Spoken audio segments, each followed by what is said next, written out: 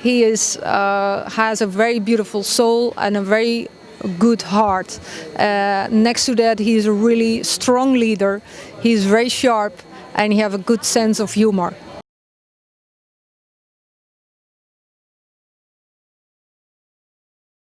So Western Europe is one of the most advanced places on the planet in terms of healthcare, entertainment, social welfare, and the economy.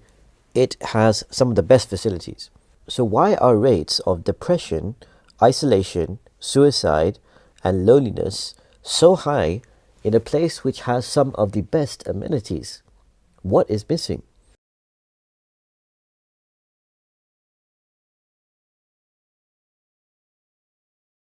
So this place you see here is called the Jalsa Salana, or the annual convention in Holland, and it's run by the Ahmadiyya Muslim community. So for those of you who don't know, here's some really quick facts. The community was set up in 1889.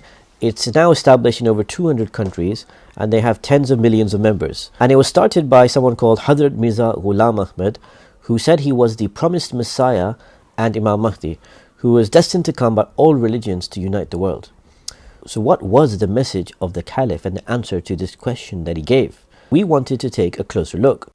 At a personal level, peace is something we all desire. In my view, there are two types of peace. There is outward peace and inner peace. Often, at a superficial level, people can appear to be happy and content. Yet, though they have outward peace, they remain bereft of inner peace. In both the developed and developing world, mental health issues are on the rise. In rich countries, increasing number of people are committing suicide, suffering from breakdowns or depression, even though they are relatively strong in financial status. As a religious leader, I firmly believe that instead of being the cause of today's problem, religion is the answer, and from an Islamic perspective, the solution is quite simple. The Prophet of Islam, peace and blessing of Allah be upon him, taught that a true peace of mind requires for a person to recognize God Almighty and to develop a connection with Him, because, according to Islam, one of the attributes of God Almighty is that He is the source of peace. He desires for His creation to live peacefully, irrespective of any differences of religion or belief. We've only showed you a very small part of the speech.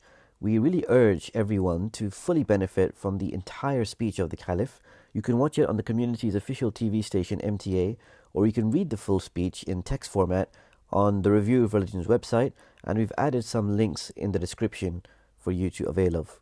So the Caliph also graced a dinner with the guests after his speech and took the opportunity to personally meet some of them. We spoke to some of the guests and asked them what they thought of the message of the Caliph. So today you met His Holiness and you heard his speech. Is that the first time you've come and heard him?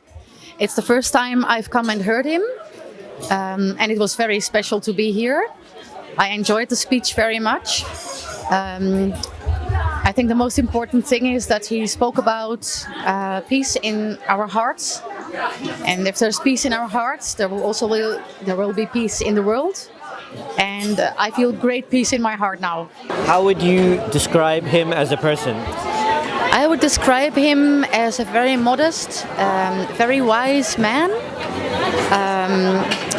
He is good at reaching the hearts of people. He can also make jokes. He's very approachable. He's close to the people. And he's a gifted speaker.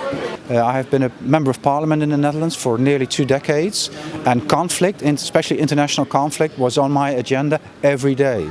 And to see that there is a relation, or to understand that there is a relation between the inner peace of people and the outer peace is very, very important. Could you tell me a little bit about when you heard his speech, What was your feedback? Most of all, I think I was impressed by this kindness and the loving thought, because it's very important in today's world that everything is about polarization.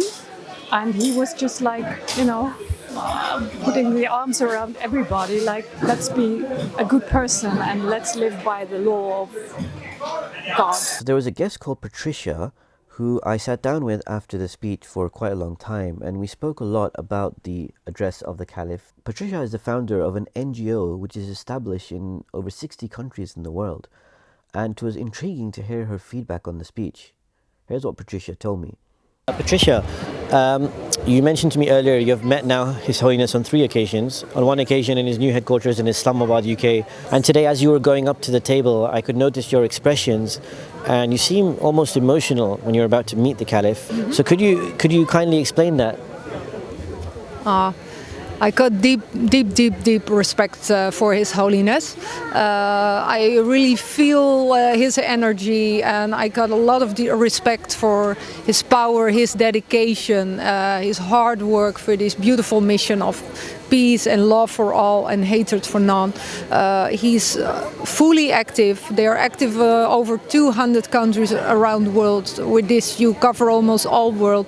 The message is so beautiful. To get this whole community united, I feel it, I experience it, and this feeling is just my expression. I got a lot of respect for him. How do you describe the Caliph as a person? I feel it's really a beautiful human being. He is human. He has a very beautiful soul and a very good heart.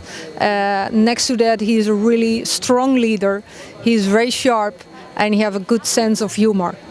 And it's a wonderful person to make this world a better place.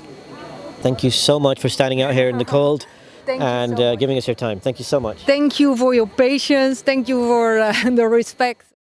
The Caliph ended the day leading the prayer as he always does, to try and create that spiritual connection with God and develop inner peace.